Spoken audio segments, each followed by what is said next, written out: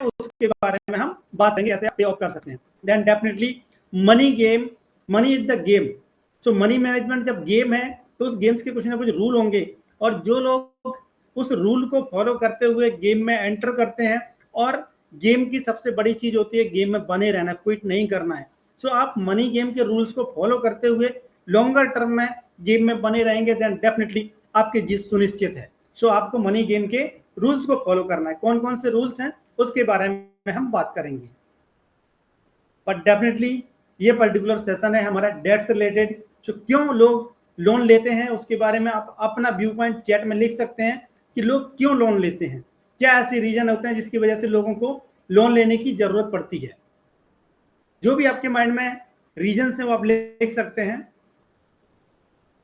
हमें अपनी हॉबीज को फुलफिल करना है, हमें अपनी रिक्वायरमेंट्स को फुलफिल करना है, कुछ रेस्पॉन्सिबिलिटीज होती हैं, बहुत सारे रीजंस हो सकते हैं जो लोग बोलते हैं कि जिसकी वजह से मुझे लोन लेना पड़ा। बट एक्चुअल रीजन, ये रिपोर्ट ज्यादा दिन पुरानी नहीं, 31 मई 2024 में पब्लिश हुई रिपोर्ट है, जिसमें आरबीआई ने क्या बोला है कि household saving hit record low 5.2% और debt all time high financial 2024-23। Yes, 23 में अगर हम देखेंगे तो सेविंग्स कितनी थी 5.2%। यहां अगर आप देखेंगे जब 5.2% पैसा ही अगर आप 100 रुपए कमा रहे हैं सिर्फ 5 रुपया बचा पा रहे हैं तो क्या होगा। आपको जो डिजायर्स है, अपनी रिक्वायरमेंट्स है, उसको फुलफिल करने के लिए जब पैसे की रिक्वायरमेंट होगी तो आप क्या करोगे, कहीं ना कहीं से लोन लोगे।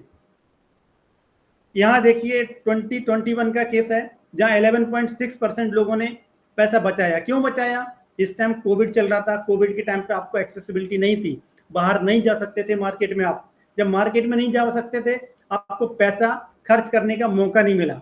जब आपको पैसा खर्च करने का मौका नहीं मिला तो आपने पैसा बचा के रखा अपने पास। बट वही अभी मार्केट ओपन है, सबको इजीली एक्सेसिबल है, तो हम अपने फाइनेंशियल बिहेवियर पे कंट्रोल नहीं कर पाते, हम अपने इमोशंस पे कंट्रोल नहीं कर पाते हैं और पैसे को खर्च करते हैं। मीन्स हमारी सेविंग की हैबिट नहीं है। हमें हमेशा क्या पढ़ाया गया, income minus expenses equal to saving. जब हमें रूल ऐसे ही सिखाया गया है कि एक्सपेंस करने के बाद जो बचता है वो आपकी सेविंग है, डेफिनेटली हमारा बिहेवियर वहीं से आएगा। सो हमें उसको ट्विक करना, चेंज करना थोड़ा सा। जब आप सेविंग नहीं करते तो फिर क्या होता है, आपको मार्केट में जाके कुछ ना कुछ चीज खरीदनी होती है। लाइक अभी गर्मी का सीजन था, बहुत सारे लोगों ने एयर कंडीशन खरीदा होगा, फ्रिज खरीदा होगा। हमारे पास पैसा है नहीं बट रिक्वायरमेंट है, हम क्या करेंगे, क्रोमा में विजिट करेंगे या फिर अमेजोन में विजिट करेंगे और हमें वहां मिलता है एक छोटा सा ऑफर जिसको बोलते हैं नो कॉस्ट ईएमआई। एक्चुअल में नो कॉस्ट नहीं होता है, सिर्फ हमें दिखाने के लिए नो कॉस्ट होता है। अगर आप देखेंगे तो इस पर बहुत सारे चार्जेज होते हैं। तो जो आपका अमाउंट है उस पर आपको एटलीस्ट 10% फ्लैट अमाउंट तो पे करना ही पड़ता है। अगर आप 20,000 की कोई चीज खरीद रहे हैं तो आपको 22,000 पे करना ही पड़ेगा। बट डेफिनेटली आपको एक स्कोप मिलता है कि आप थोड़ा थोड़ा अमाउंट में पे कर लेंगे। सो आप उसके लिए जाते हैं और अपना सामान खरीद लेते हैं और हर महीने पे करना स्टार्ट कर देते हैं। एक चीज खरीद लेंगे, दूसरी चीज खरीदेंगे, देन डेफिनेटली एक के बाद एक हम खरीदते जाते हैं और हमारा डेट का साइकिल चलता जाता है। सो हमें उसको अवॉइड करने के लिए एक ही चीज याद रखनी है कि हमें पैसा पहले सेव करना है, उसके बाद स्पेंड करना है। जो हमारे पास पैसा है वही हमारा है, वही हमें खर्च करने के लिए मिला है, ना कि जो क्रेडिट कार्ड है। क्रेडिट कार्ड को प्लास्टिक मनी बोला जाता है। वर्चुअली वो पैसा आपका नहीं है बट आपको दिख रहा है कि आपका पैसा है। जो आपकी नेक्स्ट मंथ की इनकम है उसको भी आप आज खर्च कर दे रहे हैं। तो क्या होगा, नेक्स्ट मंथ में जब आपकी सैलरी आएगी या फिर जो आप बिजनेस करते हैं वहां से पैसा आएगा तो क्या करोगे, आप सबसे पहले क्रेडिट कार्ड का पे करोगे, उसके बाद आपके मंथली एक्सपेंसेस के लिए फिर से वही लोन लोगे। ये साइकिल चलता रहता है और लोग इस ट्रैप में फंस जाते हैं और उसको निकलना बहुत ही मुश्किल होता है। क्यों, क्योंकि फाइनेंशियल मिस्टेक्स हमने की। हम बात करते हैं क्यों लोग लोन लेते हैं। सबसे पहली चीज होती है इंस्टेंट ग्रेटिफिकेशन। उनको लगता है तुरंत के तुरंत मेरी डिजायर फुलफिल हो रही है। आज मुझे लगा कोई चीज अच्छी लग रही है, मैं किसी मॉल में घूमने गया, मुझे कुछ अच्छा लगा, तो हम अपने आप को रिवॉर्ड देना चाहते हैं। इंस्टेंट ग्रेटिफिकेशन के लिए हम उस चीज को खरीदना चाहते हैं। या फिर हम अपने रिस्क को जो है, फ्यूचर में आने वाले रिस्क को अंडर एस्टिमेट कर देते हैं, निगेट कर देते हैं। या फिर सोशल प्रेशर हो सकता है कि लोग, किसी के पास बहुत अच्छी चीज है, आईफोन है, तो मुझे देख के लगता है कि नहीं, अगर उसको, मेरे फ्रेंड के पास आईफोन है तो मेरे पास भी होना चाहिए। क्यों होना चाहिए, क्योंकि हमें दिखाना है, सोशल स्टेटस मेंटेन करना है। तो सोशल स्टेटस मेंटेन करने के लिए नहीं, उसकी फाइनेंशियल कंडीशन अलग हो सकती है, आपकी फाइनेंशियल कंडीशन अलग हो सकती है, आपकी इनकम लेवल अलग होगा, आपकी फैमिली की रिक्वायरमेंट्स अलग होंगी। जब सब कुछ अलग है तो हम उसके गैजेट्स को, उसके फाइनेंशियल स्टेटस को, सोशल स्टेटस को मीट करने का क्यों ट्राई करेंगे? हमें करने की जरूरत नहीं है। आप अपनी डिजायर्स, अपने गोल्स, अपने रिक्वायरमेंट्स के अकॉर्डिंग जब प्लान करेंगे देन डेफिनेटली आप लोन के चक्कर में नहीं पड़ेंगे। सो रीजन है, कौन कौन सी रीजन से आपको डेट को अवॉइड करना चाहिए? एक्सपेंसेस बहुत ज्यादा होता है, एक्सपेंसिव होता है, देन आपका क्रेडिट स्कोर, कई बार अगर आपने ईएमआई मिस कर दिया तो आपका क्रेडिट स्कोर भी डाउन हो सकता है। यस, अगर आपके फाइनेंसेस मिसमैनेज्ड हैं और आपने फैमिली में थोड़ा सा बैलेंस नहीं बना पाया तो आपका रिलेशनशिप में भी बहुत ज्यादा प्रॉब्लम हो सकती है। यस, सेल्फ कॉन्फिडेंस आपका डाउन हो सकता है और आपको financial stress, mental pressure feel होगा, मेंटल स्ट्रेस फील होगा। तो आपको उसको अवॉइड करना है। और आप जब ज्यादा सोचेंगे किसी चीज के बारे में देन डेफिनेटली आपका दूसरी चीजों से रिलेटेड फोकस हट जाएगा और आपका मेंटल आईक्यू कई बार कम हो जाता है और आपकी क्रिएटिविटी खत्म हो जाती है। और फ्यूचर ऑप्शंस जो है, अगर इन्वेस्टमेंट अपॉर्चुनिटी कोई मिल रही है आपको, कहीं आपको पैसा ग्रो करने का अपॉर्चुनिटी है, तो वो मिस कर जाते हैं, आपके लिमिटेड हो जाता है बिकॉज आप बाउंडेड हैं with respect to EMIs and self control आप खो देते हैं। खुद के ऊपर कंट्रोल नहीं रहता आपका, सिर्फ और सिर्फ आप लोन के बारे में सोचते रहते हैं। बहुत सारी चीजें हो सकती हैं। बहुत बार लोग ड्रिंकिंग करने लगते हैं, बहुत ज्यादा ड्रिंक करते हैं। क्यों? क्योंकि उनको प्रेशर नहीं सहन होता है। फाइनेंशियल प्रेशर ऐसी चीज है, अगर आपके पास पैसा ज्यादा है तब भी आप प्रेशर फील करेंगे। अगर आप मनी मैनेजमेंट नहीं सीखा आपने तो आपको पता ही नहीं चलेगा इस पैसे का मैं करूं क्या। यस, डेफिनेटली अगर आपके पास बहुत कम पैसा है तो आपको डेली नीड्स के लिए भी रिक्वायरमेंट्स रहेगी, उसको भी फुलफिल नहीं कर पाएंगे आप। देन आपको दूसरों की हेल्प करने के लिए जो एक अपॉर्चुनिटी हो सकती थी, आप उसको मिस कर जाते हैं, आप दूसरों की हेल्प नहीं कर पाते। कई बार आप खुद की रिक्वायरमेंट्स के लिए भी दूसरों के ऊपर डिपेंडेंट रहते हैं और सोसाइटी में आपको कई बार लोगों के सामने गलत एग्जाम्पल्स सेट करने का हो जाता है बिकॉज आपको नहीं पता आपके बच्चे कैसा फील कर रहे हैं। अगर आप डेट में हैं, कहीं ना कहीं आप कंप्रोमाइज करेंगे अपनी रेगुलर नीड्स के लिए, अपने डिजायर्स को कंट्रोल करेंगे, देन डेफिनेटली आपकी फैमिली के ऊपर निगेटिव इम्पैक्ट आ सकता है। सो ये सब रीजन है जिनकी वजह से आपको डेट को अवॉइड करना है। अभी हम बात करते हैं क्या सिर्फ आपके ऊपर डेट है या फिर इंडिया में बाकी लोगों के ऊपर भी डेट है। यस, 2014 में उस टाइम इजीली एक्सेसिबल नहीं था लोन। अगर आपको लोन लेना है तो बहुत सारे डॉक्यूमेंटेशन प्रोसेस था, बैंक को कई बार बहुत सारे जस्टिफिकेशन देने पड़ते थे, आपको इजीली लोन नहीं मिलता था। तब भी लोगों के पास एवरेज देखा जाए तो household debt around 1.6 lakh rupees था। अभी तो सब कुछ इजीली है। अगर आप एक मोबाइल एप्लीकेशन को डाउनलोड करके सिंपली उसमें केवाईसी कर देते हैं, विद इन 10 मिनट आपके पास अमाउंट क्रेडिट हो जाता है। इतना इजीली एक्सेसिबल है, देन डेफिनेटली आप देखेंगे 22 में more than 4.4 lakh rupees average household debt है। मतलब सिर्फ और सिर्फ आप नहीं, सभी लोगों का डेट बढ़ रहा है बिकॉज हमारी फाइनेंशियल हैबिट सही नहीं है, हमें फाइनेंशियल नॉलेज नहीं है, फाइनेंशियल लिटरेसी नहीं है। यस, फाइनेंशियल नॉलेज और लिटरेसी ना होने की वजह से हम क्या करते हैं, मिस्टेक्स करते हैं, कुछ ना कुछ मिस्टेक्स करेंगे और डेफिनेटली जब हम मिस्टेक्स करेंगे तो कुछ ना कुछ चैलेंजेस आएंगे और वहीं से डेट का साइकिल चालू होता है। सो हम समझते हैं कौन कौन सी मिस्टेक्स हैं जिनको हमें अवॉइड करना है। Common financial mistakes. यस, ये लेडी आप देख सकते हैं, इसके हाथ में क्रेडिट कार्ड है, बहुत सारी शॉपिंग करके आई, खुश फील कर रही है। Yes, she is happy, but उसने क्या किया, इम्पल्सिव स्पेंडिंग की। मतलब आप शॉपिंग मॉल में गए, आपको एक चीज खरीदनी थी बट आपके पास 50% ऑफ, 70% ऑफ, एक के साथ एक फ्री, ऐसे बहुत सारे ऑफर्स मिलते हैं। आप फिर आप अपने आप को कंट्रोल नहीं कर पाते, आपके पास पैसा है नहीं है, तब भी आप क्या करेंगे, क्रेडिट कार्ड का यूज करेंगे और बहुत सारी शॉपिंग करके लाएंगे। कुछ लोगों को तो ऐसा भी देखा है कि लोग शॉपिंग कर लेते हैं, उसके बाद वो घर में सामान रखा रहता है, महीनों तक यूज नहीं होता, 6-6 महीने तक यूज नहीं होता है। आपने क्या किया, आपने आज अपनी नेक्स्ट मंथ की इनकम को भी खर्च कर दिया, तो नेक्स्ट मंथ आप स्ट्रगल करेंगे। सो आपको emotional spending, impulsive spending avoid करना है। कैसे कर सकते हैं, उसके लिए एक टिप देता हूं। कभी भी आपको जिस चीज की जरूरत फील हो, उस चीज को आप तुरंत ना खरीदें। एटलीस्ट उस डिसीजन को आप 24 आवर्स के लिए डिले कर दें। लाइक आपको आज अमेजोन पे 2-4 चीजें अपने कार्ट में ऐड करके रखी हैं, तुरंत पेमेंट मत करो, उसको आप 24 आवर्स, हो सके तो 48 आवर्स तक डिले कर दो, भूल जाओ उसको, अपने काम में बिजी हो जाओ। अगर उसके बाद भी उस पर्टिकुलर चीज की आपको सिमिलर रिक्वायरमेंट रखती है, देन डेफिनेटली हो सकता है आपके लिए नीड हो, आप उसको खरीद सकते हैं। सो ये छोटा सा टिप है, इसको आप यूज करके अपनी इम्पल्सिव स्पेंडिंग हैबिट को कंट्रोल कर सकते हैं। नेक्स्ट होता है बजटिंग। बजट तो हम करते ही नहीं है, हमें पता ही नहीं होता कि हमारा पैसा आया कितना और कहाँ गया। उसके बाद लोग क्या बोलते हैं, मुझे पता ही नहीं है पैसा कहाँ चला जाता है। ये बहुत बड़े पॉपुलेशन का एक प्रॉब्लम है कि उनको पता ही नहीं होता कि पैसा आता है और कहाँ चला जाता है। उसका रीजन वही है कि आप बजटिंग नहीं करते, अपने बजट को फॉलो नहीं करते। आपको क्या करना है, बजट बनाना है अपना। Budgeting is the process which gives right direction to your money, otherwise money will follow its own way. So money को अपना खुद का डायरेक्शन फॉलो करने की बजाय आपको अपने मनी को, अपने पैसे को सही डायरेक्शन देना है, उसके लिए आपको बजटिंग हेल्प करेगा। नेक्स्ट होता है लिविंग बियॉन्ड द मीन्स आपकी जो इनकम है उससे ज्यादा आप खर्च कर रहे हैं। हमारे बड़े बुजुर्ग पहले क्या बोलते थे कि उतने ही पैर फैलाओ जितनी बड़ी चादर हो। यस, इसके मैं समहाउ एग्री करता हूं, बट मैं इसको आगे और चीज बोलता हूं कि आपको पहले अपनी चादर को बड़ा करना, उसके बाद पैर फैलाने हैं। इट मीन्स आपको पहले अपने इनकम को इंक्रीज करना, उसके बाद ये अपने एक्सपेंसेस को इंक्रीज करना है।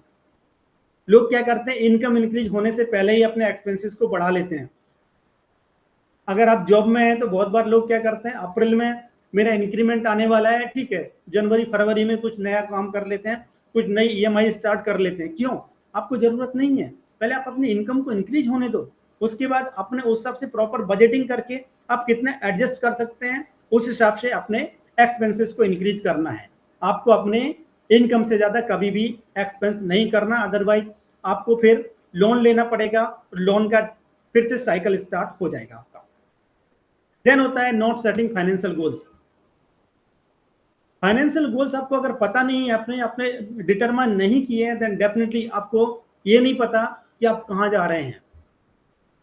आप एक बोट में बैठ गए, आपको यही नहीं पता उसको डायरेक्शन क्या दी गई है, बस जहां पहुंचेगी वहां पहुंच जाएगी।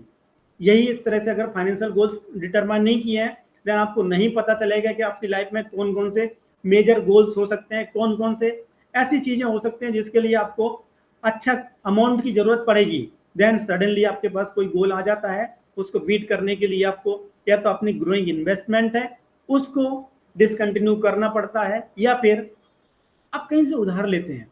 सो आपको अपने रिटर्न फॉर्मेट में गोल्स होने चाहिए। Goal should be smart. Smart means specific, आपको कौन सी चीज के लिए पैसा चाहिए, मेजरेबल कितना पैसा चाहिए, और T for time bound, yes realistic और अचीवेबल, वो आप समझ सकते हैं कि यार आपकी करंट फाइनेंशियल सिचुएशन के अकॉर्डिंग रियलिस्टिक होने चाहिए और आप अचीव कर सकते हैं, उस टाइप के गोल्स आपके होने चाहिए।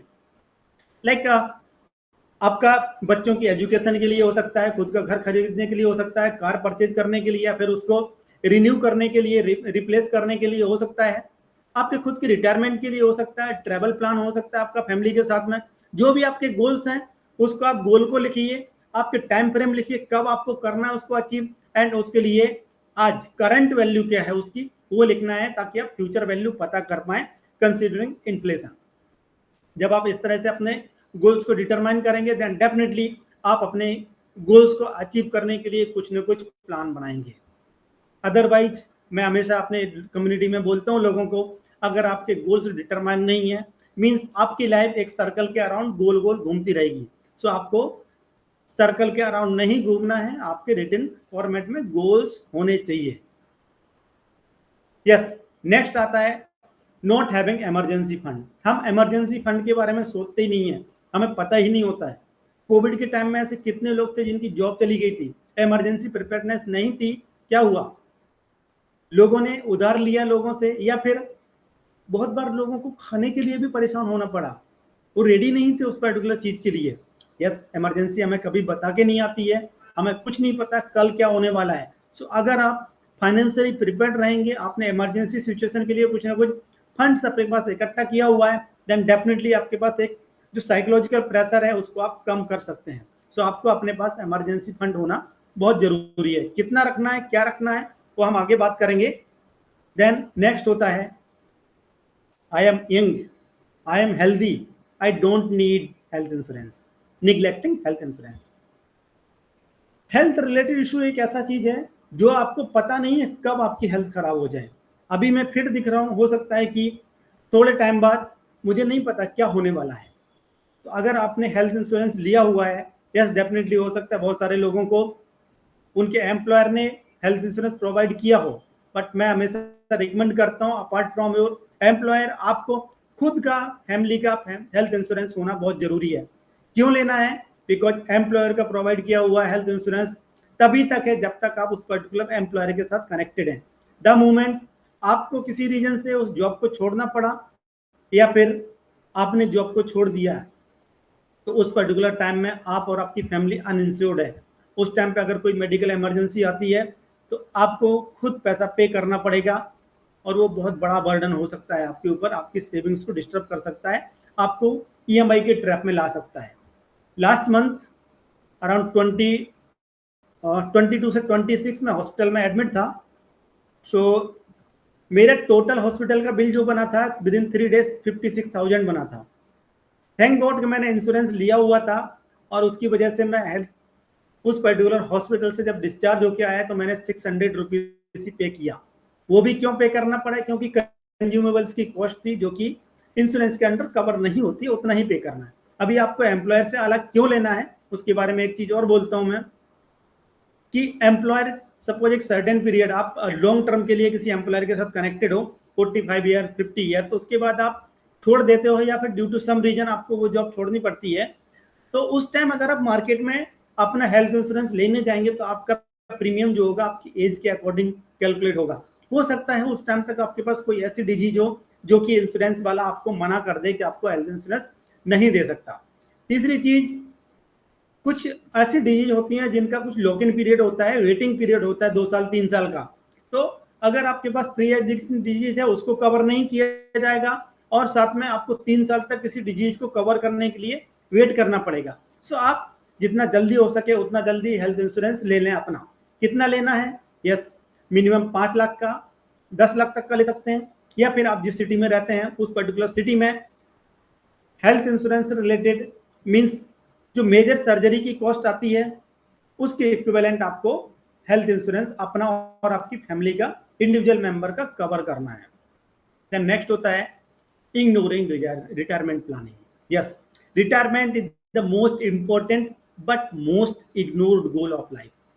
यस, लोग हमेशा इग्नोर करते हैं रिटायरमेंट को। हम 22 ईयर्स 25 ईयर्स में अपनी जॉब स्टार्ट करते हैं या फिर अर्निंग स्टार्ट करते हैं। उसके बाद हम सोचते हैं हमारे खुद के डिजायर्स होते हैं, कुछ गोल्स होते हैं, उनको मीट करने का, एंजॉयमेंट करने का रहता है। उसके बाद हम लाइफ में एक लेवल आगे बढ़ते हैं, मैरिज की तरफ जाते हैं। यस, नेक्स्ट लेवल जाएंगे हम, बच्चे, उसके बाद बच्चों की एजुकेशन, हायर एजुकेशन, बच्चों की मैरिज, ये सब करते करते हम 45-50 ईयर्स तक पहुंच जाते हैं और हम सोचते ही नहीं अपने रिटायरमेंट के बारे में। जब हमें रियलाइज होता है कि रिटायरमेंट नजदीक आने वाला है, मेरे पास तो प्रिपेयरनेस है ही नहीं, मैंने कुछ पैसा बचा ही नहीं अपने रिटायरमेंट के लिए, देन लोग क्या करते हैं? थोड़ा सा पैसा बचाना स्टार्ट करते हैं। बट जो स्वीट पीरियड था आपका, जो टाइम था आपका, वो निकल गया। कंपाउंडिंग टाइम के साथ ग्रो करता है। तो अगर आपने 25 साल की एज में थोड़ा सा पैसा ही बचाना स्टार्ट किया होता और 60 ईयर्स तक आप सेव करते, 35 ईयर्स, आपको कंपाउंडिंग बेनिफिट मिलता है। सोचिए आपका पैसा कितना ग्रो कर जाता, छोटा सा अमाउंट भी। सो आप जितना जल्दी हो सके उतना जल्दी रिटायरमेंट प्लानिंग के बारे में स्टार्ट कीजिए सोचना। और यहाँ मैं 2-3 टिप दे देता हूँ आप लोगों को। नंबर 1, आपको एम्प्लॉयर के साथ कनेक्टेड है, सो आपको जो प्रोविडेंट फंड है उसको कभी भी विड्रॉ नहीं करना है। अगर आप एक एम्प्लॉयर से दूसरे एम्प्लॉयर के पास जाते हैं उस टाइम पे भी आपको सिर्फ और सिर्फ उसको ट्रांसफर करना है, विड्रॉ नहीं करना है। देन दूसरी चीज, आपको टैक्स सेविंग के लिए किसी LIC पॉलिसी, किसी मनी बैक प्लान के लिए नहीं जाना है। टैक्स सेविंग के लिए 80C में कवर करना है तो आपको PPF अकाउंट ओपन करना है और साथ ही साथ सेक्शन 80D के अंदर, 80CCD के अंदर आपको NPS अकाउंट भी ओपन कर सकते हैं और हेल्थ इंश्योरेंस आपका भी कवर हो जाएगा टैक्स के लिए। सो आपको इस तरह से प्लान करना। अगर हो सके आपकी फाइनेंशियल कंडीशन अलाउ करती है देन डेफिनेटली आप जो 12% आपका एम्प्लॉयर प्रोविडेंट फंड डिडक्ट करता है उसको आप इंक्रीज करके 15% 20% तक ले जा सकते हैं और अच्छा कॉर्पस इकट्ठा कर सकते हैं। यस, अगर आपको म्यूचुअल फंड्स के बारे में नॉलेज है, आपको पता है कि आप कर सकते हैं, देन डेफिनेटली आप म्यूचुअल फंड्स के बारे में भी इन्वेस्टमेंट कर सकते हैं। फिर आप एनपीएस और पीपीएफ को थोड़ा सा डिले कर सकते हैं, बिकॉज आपको एनपीएस और पीपीएफ में रिटर्न कम मिलता है, म्यूचुअल फंड में रिटर्न ज्यादा मिलता है कंपैरेटिवली। बट आपको म्यूचुअल फंड के बारे में नॉलेज नहीं है, तो सीखिए आप और म्यूचुअल फंड में इन्वेस्टमेंट करना स्टार्ट कीजिए, और that should be connected with your goals. Goals कौन सा? Retirement goal.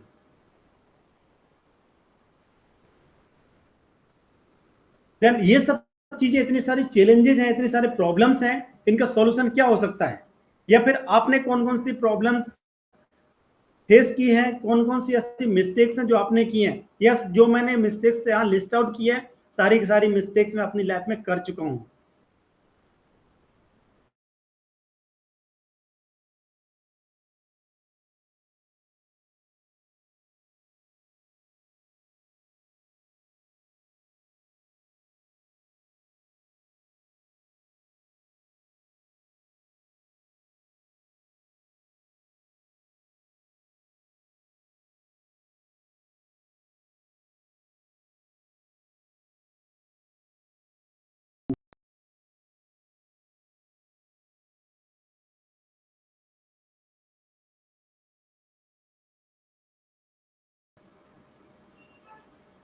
Okay, thank you.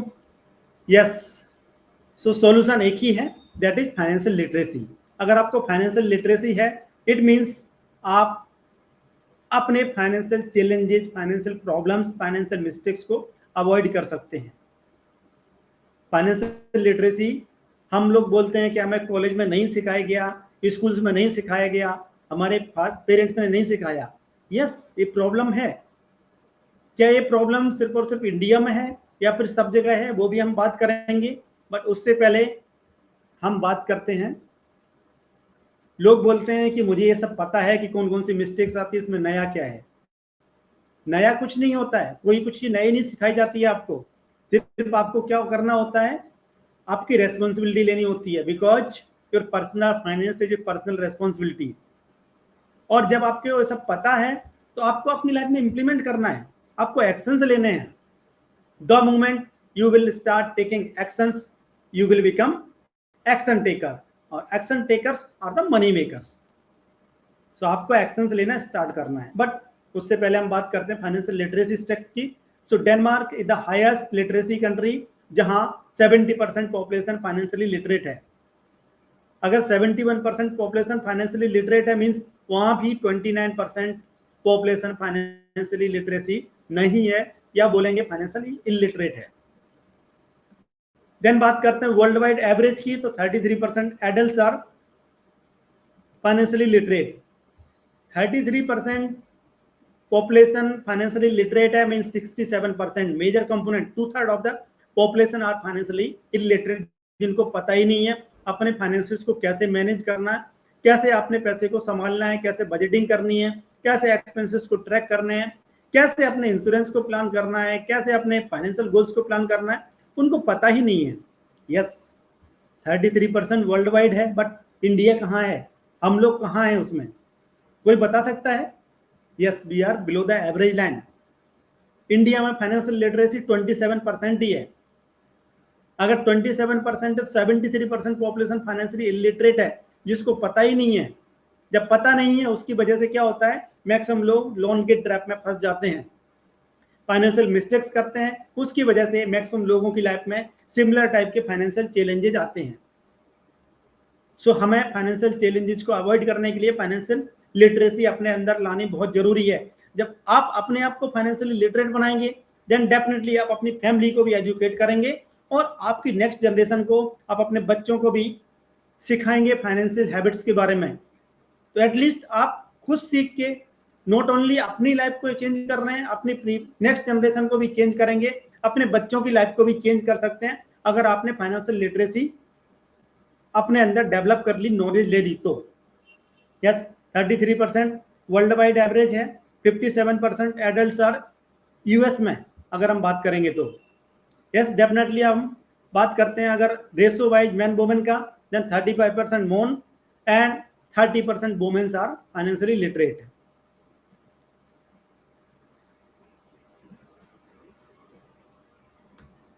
Yes, so just write that in the chat box. अभी तक का सेशन अगर आप लोगों को क्लियर है या फिर मेरी स्पीड बहुत ज्यादा है, तब भी आप लिख सकते हैं चैट बॉक्स में आगे का सेशन कंटिन्यू करने के लिए. Thank you.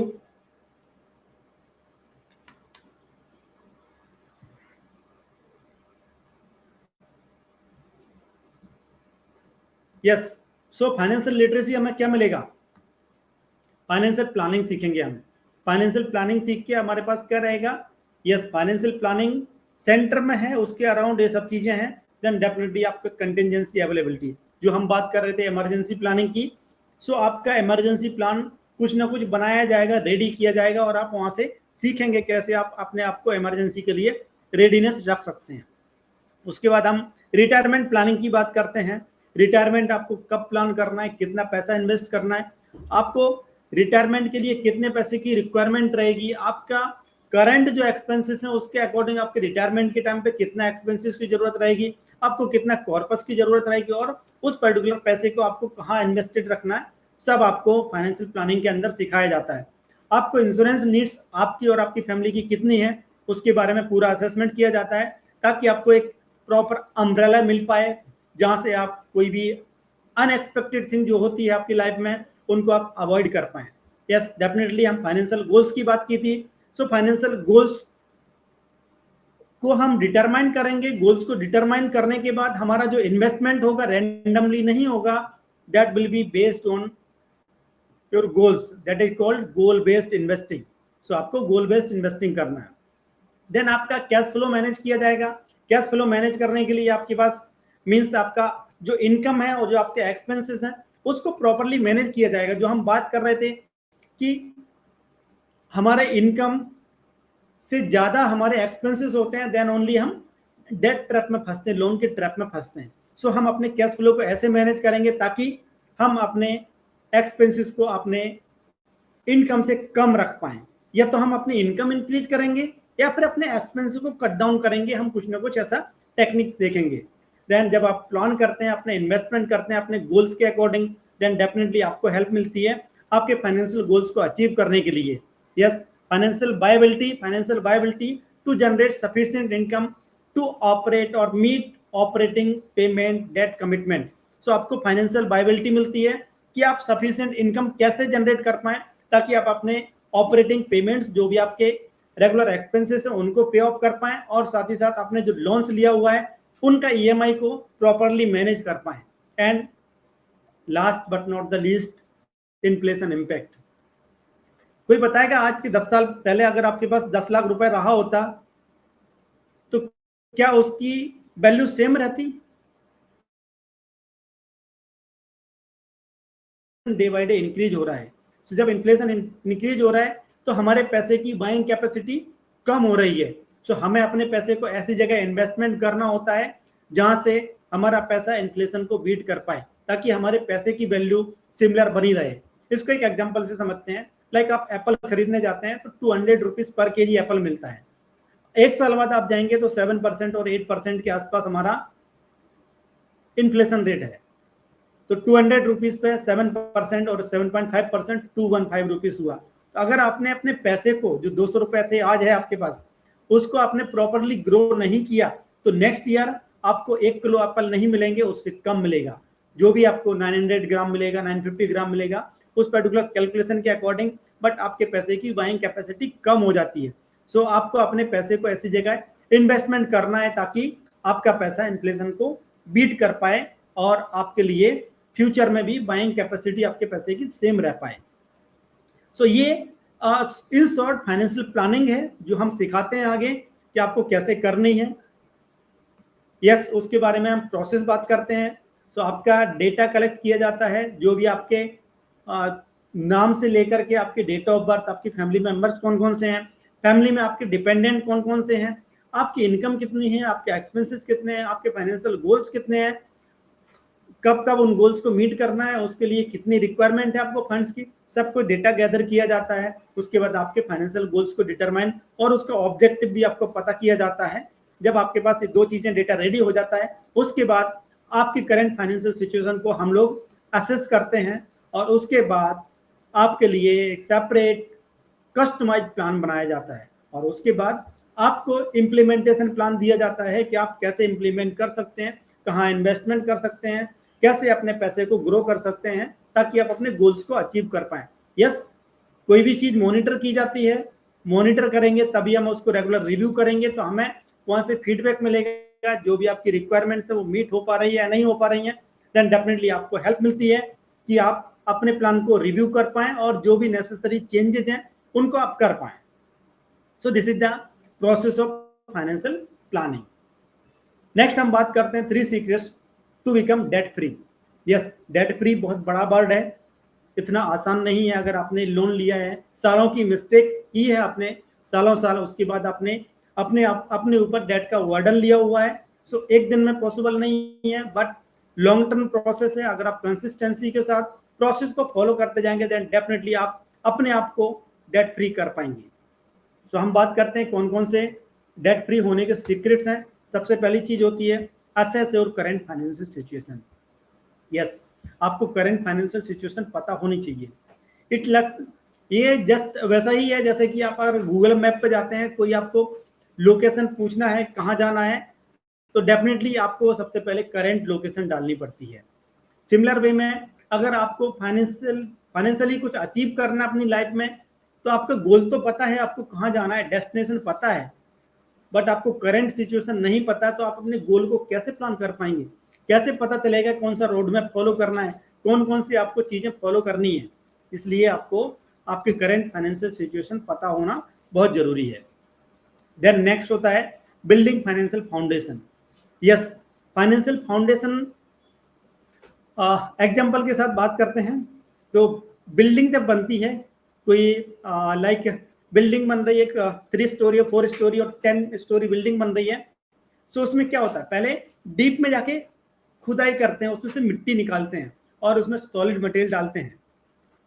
मटेरियल क्यों डालते हैं? ताकि उसकी फाउंडेशन स्ट्रांग हो पाए। और जितनी ही ऊंची बिल्डिंग बनाने का प्लान होता है, उतने ही फाउंडेशन डीप जाके खोदा जाता है और स्ट्रांग फाउंडेशन बनाया जाता है, ताकि छोटा मोटा शॉक आए, कुछ और भूकंप, आंधी तूफान आए, हमारी बिल्डिंग जो बना रहे हैं, हम प्लान कर रहे हैं, उस पर इम्पैक्ट ना आए। सिमिलर वे में अगर हमारे फाइनेंशियल गोल्स को अचीव करना है, मीन्स हमें अपने फाइनेंसिस की बिल्डिंग को बड़ा बनाना है, तो क्या करना पड़ेगा? हमें अपनी फाइनेंशियल फाउंडेशन स्ट्रांग बनानी पड़ेगी। जितनी स्ट्रांग हमारी फाइनेंशियल फाउंडेशन होगी, उतना ही बिल्डिंग को हम बड़ा बना पाएंगे। मीन्स छोटे मोटे कोई शॉक आएगा, कुछ इमरजेंसी आएगी, कुछ भी इश्यूज आएंगे, उनको हम इजिली हैंडल कर पाएंगे। वो हेल्प करता है हमारा फाइनेंशियल फाउंडेशन। सो हमें स्ट्रांग फाइनेंशियल फाउंडेशन बनानी है। देन नेक्स्ट आता है हमारा, जिसको हम बोलते हैं प्रायोरिटाइजिंग डेट। यस, उसके बाद हम करते हैं लोन को रिपेमेंट की बात। हम डायरेक्ट लोन रिपेमेंट की बात बिल्कुल नहीं करेंगे।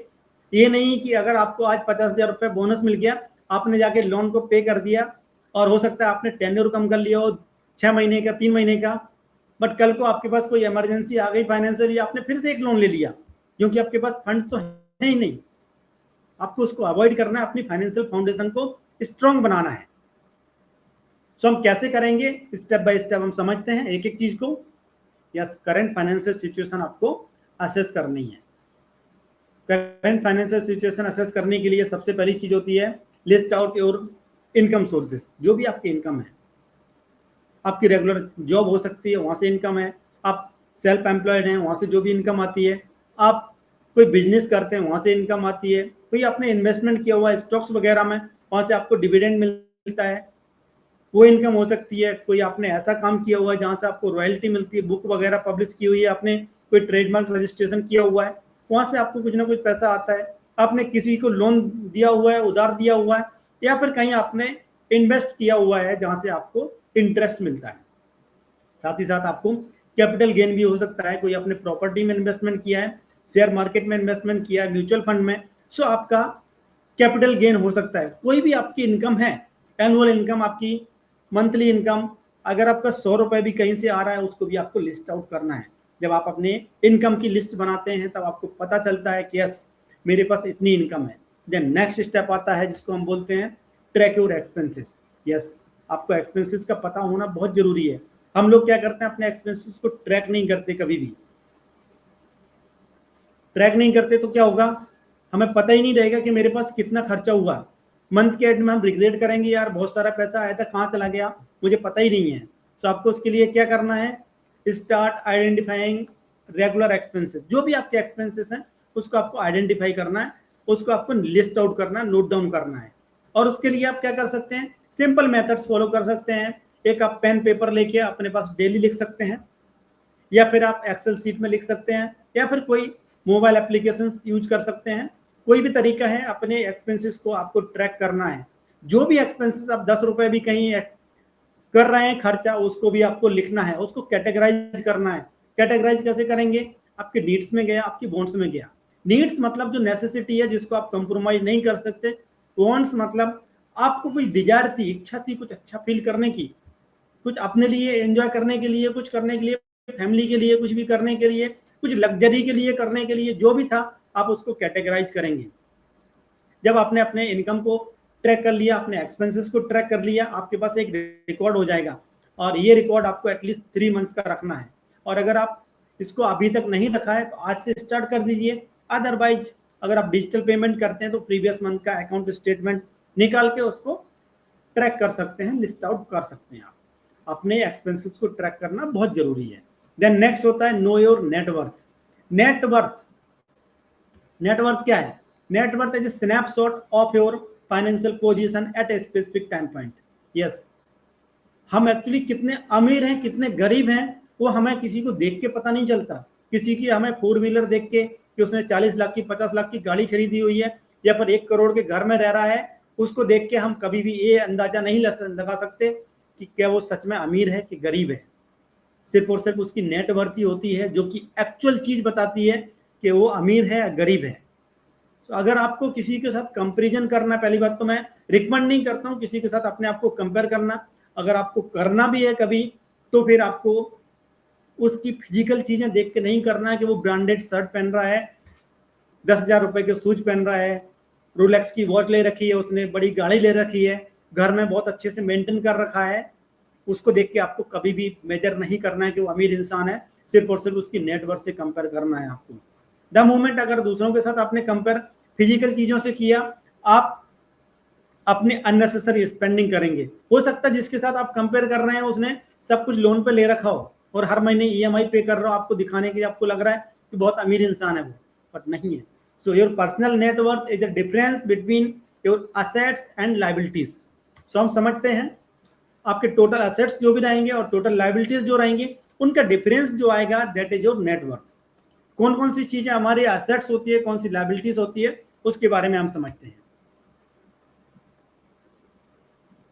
यस, असेट्स जो आपने पैसा सेव किया है, आपके पास जो भी अकाउंट में सेविंग है, घर में आपके पास कैश है, जो भी लिक्विड मनी है वो सब आपका असेट में काउंट होता है। आपने जो इन्वेस्टमेंट किया है, कहीं भी एफडी किया हुआ है, आपने म्यूचुअल फंड में इन्वेस्टमेंट किया हुआ है, शेयर मार्केट में इन्वेस्टमेंट किया हुआ है, कोई प्रॉपर्टी परचेज की हुई है, आपके पास जो व्हीकल है, गाड़ी खरीदी हुई है, उसकी कॉस्ट जो करंट वैल्यू होगी वो, आपने कहीं बिजनेस में इन्वेस्टमेंट किया हुआ है जिसकी कुछ ना कुछ वैल्यू होगी, वो आपका इन्वेस्टमेंट जो भी रहेगा that is your asset. Simple language में असेट वो चीज है जो आपकी पॉकेट में पैसा डाल सकती है। मींस अगर आपके पास प्रॉपर्टी है उसको बेच के आपके पास कुछ ना कुछ पैसा आ सकता है। आपने जो इन्वेस्टमेंट किया है उसको आप डिसकंटिन्यू करके अपना पैसा विड्रॉ कर सकते हैं। लायबिलिटीज, आपने होम लोन लिया हुआ है, कार लोन लिया हुआ है, एजुकेशन लोन, क्रेडिट कार्ड पे ड्यू है आपका, कोई बिल ड्यू है आपका आउटस्टैंडिंग, जो भी चीज आपकी पॉकेट से पैसा निकाल सकती है। मीन्स आपके पास होम लोन है, आपको पैसा किसी को देना है, कार लोन है, आपको पैसा देना है, एजुकेशन लोन लिया हुआ उसको पैसा देना है, क्रेडिट कार्ड का बिल ड्यू है, आपको पैसा देना है, आउटस्टैंडिंग कोई भी आपका इलेक्ट्रिसिटी का बिल हो सकता है, गैस का बिल हो सकता है, पानी का बिल हो सकता है, जो भी आपके बिल ड्यू है वो आपको पैसा देना पड़ेगा। मीन्स आपकी पॉकेट से पैसा निकल के जाएगा। सो इसलिए वो लायबिलिटीज है। अगर आपको अपनी नेटवर्थ बढ़ानी है तो आपको फोकस करना है, आइदर अपनी लायबिलिटीज को इंक्रीज करो या फिर अपने असेट्स, लायबिलिटीज को डिक्रीज करो और अपने असेट्स को इंक्रीज करो, तभी आपकी नेटवर्थ बढ़ पाएगी, बिकॉज नेटवर्थ कैलकुलेशन के टाइम पे असेट्स आपका पॉजिटिव इंपैक्ट डालता है, लायबिलिटीज नेगेटिव इंपैक्ट डालता है। सो यहां तक क्लियर है सबको? लिख सकते हैं चैट बॉक्स में ऑल क्लियर, और अगर कुछ डाउट है तब भी आप बोल सकते हैं, उस टॉपिक को मैं अलग से कवर कर दूंगा। प्लीज लिख दिए चैट बॉक्स में all clear. Okay, thanks. Yes, जब आप अपनी नेटवर्थ को ट्रैक करेंगे, आप अपने एक्सपेंसेस को ट्रैक करेंगे, आप अपनी इनकम को ट्रैक करेंगे, वहां से क्या होगा, आपके पास अवेयरनेस आएगी, आपको पता चलेगा कि आपकी सिचुएशन क्या है। ऐसा तो नहीं कि आपकी इनकम से ज्यादा आपके एक्सपेंसेस हैं, ऐसा तो नहीं आपकी नेटवर्थ नेगेटिव है। जो भी कंडीशन हो, आपकी इनकम से ज्यादा आपके एक्सपेंसेस हो सकते हैं, that is called negative cash flow. या फिर आपकी नेटवर्थ नेगेटिव हो सकती है। नेटवर्थ नेगेटिव मतलब आपके पास असेट्स नहीं है, आपको किसी को लोन लिया हुआ है, ज्यादा से ज्यादा पैसा पे करना है। जो भी कंडीशन हो, एटलीस्ट आपको अवेयरनेस आई। अवेयरनेस आने के बाद आपको क्या करना है, टेंशन नहीं लेनी है, परेशान नहीं होना है, सिर्फ और सिर्फ आपको एक्सेप्ट करना है। What is your current financial situation, accept it. The moment आपने एक्सेप्ट किया, it means you are taking the responsibility. और हम हमेशा बोलते हैं your personal wealth is your personal responsibility. जब आपने अपनी पर्सनल वेल्थ की रेस्पॉन्सिबिलिटी खुद ले ली, तो आप क्या करोगे, कुछ ना कुछ एक्शंस लोगे अपनी इंप्रूव करने के लिए, फाइनेंशियल सिचुएशन इंप्रूव करने के लिए कुछ ना कुछ एक्शंस लोगे।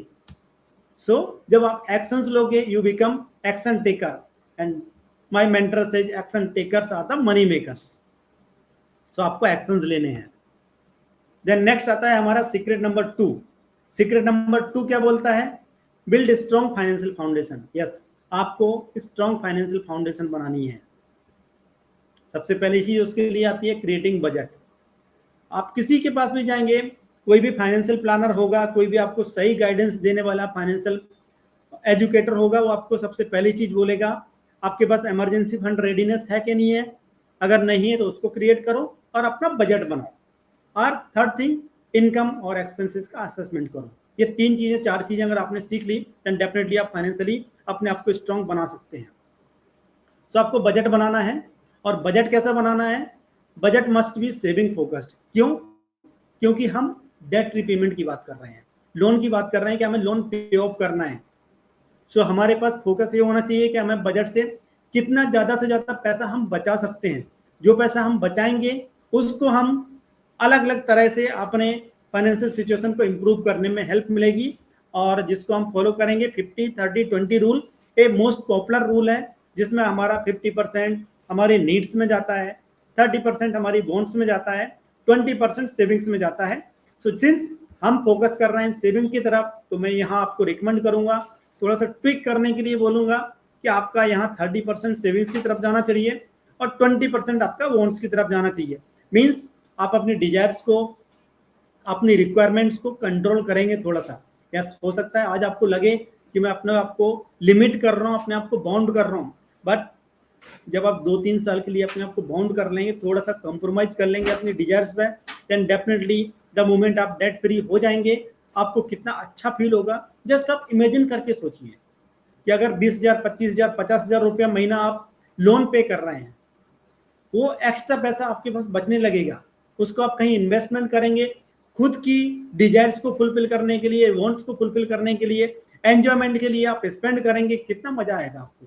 सो आपको थोड़े टाइम के लिए अपने आप को कंट्रोल करना है, अपने इमोशंस को कंट्रोल करना है, अपने डिजायर्स को कंट्रोल करके 30% तक पैसा बचाना स्टार्ट करना है। यस, हो सकता है कि आज आपको लगे 30% बहुत ज्यादा है, स्टार्ट 500, 1000, 2000, 5000 जो भी आप बचा सकते हैं बचाओ, बट बजट बनाओ ताकि आपको पता चले कि आप कहां कंट्रोल कर सकते हैं।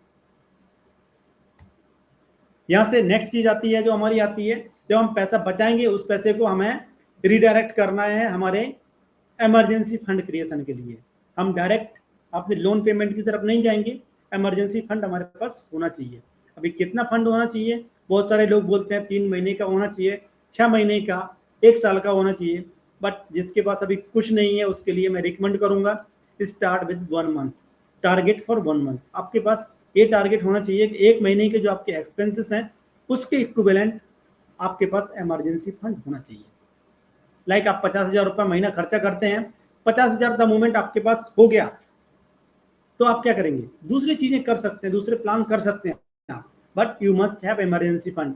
यस, लॉन्गर टर्म में हमारा वही प्लान रहेगा कि मिनिमम 6 मंथ का हमारे पास कंटिजेंसी प्लान होना चाहिए, बट इनिशियली आप 1 महीने का टारगेट रखेंगे। जब आपके पास इमरजेंसी फंड हो जाएगा देन आप हेल्थ इंश्योरेंस लेंगे। हेल्थ इंश्योरेंस आपको अपनी फैमिली को कवर करना है ताकि कोई टाइप की मेडिकल इमरजेंसी आ जाए तो आपको अपना इन्वेस्टमेंट जो है या फिर कहीं और से लोन ना लेना पड़े। नहीं तो कई बार ऐसा देखा गया है कि हेल्थ इमरजेंसी आने के टाइम पर लोग कई बार अपनी प्रॉपर्टी बेच देते हैं, घर बेचना पड़ता है। तो वो कंडीशन किसी की लाइफ में ना आए उसके लिए एटलीस्ट आपके पास हेल्थ इंश्योरेंस होना चाहिए। कितना लेना है, वही आपकी फैमिली, आपके सिटी में जो भी मेजर सर्जरीज की कॉस्ट आ रही है उसकी इक्विवेलेंट ले सकते हैं। Otherwise between 5 lakh to 10 lakh जो भी अमाउंट आपको सूट करती है वो आप ले सकते हैं। आपकी और आपकी फैमिली का इंडिविजुअल कवर होना चाहिए। उसके बाद होता है term life insurance. Life insurance की बात जब आती है तो बहुत सारे लोगों को मिस होता है कि लोग LIC प्लान के बारे में सोचते हैं, endowment plan, money back plan, retirement plan, बहुत सारी चीजें हमें सिखाई गई हैं, लेकिन कभी किसी इंश्योरेंस एजेंट ने आपको insurance plan, actual insurance plan is term insurance. So आपको कभी भी इंश्योरेंस लेना है तो सिर्फ और सिर्फ टर्म इंश्योरेंस लेना है। आपको अपने इन्वेस्टमेंट को और इंश्योरेंस नीड को मिक्स नहीं करना है। आपका इंश्योरेंस सेपरेट होगा, आपके इन्वेस्टमेंट पार्ट सेपरेट रहेगा। टर्म इंश्योरेंस टर्म बाउंड होता है, नाम से पता चलता है कि टर्म है, इसमें एक सर्टेन टाइम के लिए आपको इंश्योर किया जाता है बेस्ड ऑन रिक्वायरमेंट। आप 60 ईयर का ले सकते हैं, 65 ईयर्स का कवर कर सकते हैं, 70 ईयर, 75 ईयर्स तक, जो भी आपको लगता है कि आपकी फैमिली आपके ऊपर डिपेंडेंट रहेगी उस पर्टिकुलर टाइम तक अपने आप को कवर कर सकते हैं। कितना लेना है, तो थंब रूल होता है कि आपको minimum 10 times of your annual income. Like आपके पास अगर 10 लाख रुपए महीना, 10 लाख रुपए एनुअली अर्न करते हैं आप, तो आपका 1 करोड़ रुपए का टर्म इंश्योरेंस होना चाहिए। अपार्ट फ्रॉम यू अगर कोई और भी आपकी फैमिली में अर्निंग मेंबर है जो कुछ ना कुछ अर्न करता है, उसका भी टर्म इंश्योरेंस होना चाहिए। जब आप अपने आप को टर्म इंश्योरेंस ले लेते हैं और आपके पास इमरजेंसी फंड होता है, आपके पास हेल्थ इंश्योरेंस होता है, ये हमारा यहां तक कवर हो जाता है, that is called financial foundation. Yes, chat box में लिख सकते हैं आप, अगर आपके पास इतना सब हो गया, आपके पास इमरजेंसी रेडीनेस है, आपने टर्म इंश्योरेंस लिया हुआ है, आपने हेल्थ इंश्योरेंस लिया हुआ है, आप मंथली बजट फॉलो कर रहे हैं, देन आपको फाइनेंशियल कॉन्फिडेंस आएगा या नहीं आएगा, आप चैट बॉक्स में लिख सकते हैं। इतना करने के बाद यस डेफिनेटली सभी को आएगा, बिकॉज आपकी रिस्क टेकिंग कैपेसिटी बढ़ जाती है, आप रिस्क ले सकते हैं, अदरवाइज आप हमेशा डिफेंसिव रहेंगे।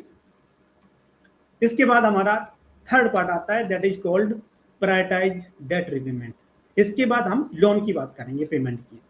सो लोन रिपेमेंट में सबसे पहले आपको लिस्ट बनानी है अपने लोन्स की, जो भी आपके लोन्स हैं। क्रेडिट कार्ड का लोन हो सकता है, आपका हाउसिंग लोन हो सकता है, आपका 4 व्हीलर का लोन हो सकता है, आपका 2 व्हीलर का लोन हो सकता है, आपका एजुकेशन लोन हो सकता है।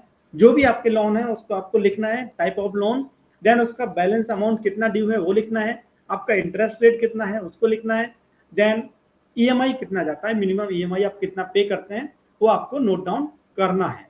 ये आपकी लिस्ट रेडी हो जाती है। लिस्ट रेडी होने के बाद हम बात करते हैं 2 डिफरेंट मेथड्स का, क्योंकि मेथड्स तो और भी हैं, 3 और 4 मेथड्स हैं, बट मेजरली पॉपुलर 2 मेथड्स हैं, उनकी हम बात करेंगे। मैं आपको सिखाता हूं, एक है स्नोबॉल मेथड, एक है अवलांच मेथड।